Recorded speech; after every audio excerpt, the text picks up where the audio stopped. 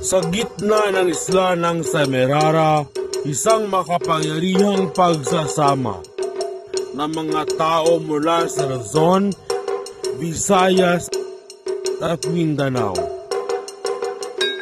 Isang pagtitipon na puno ng kasaysayan, lakas at kultura.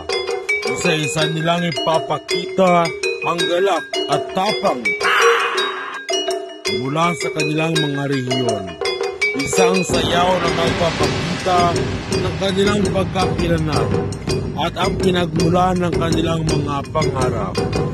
Huwag palampasin ang bawat hakbang, ang bawat galaw ay magsisilbing paalaala ng ating hindi natitinag na pagkakaisa.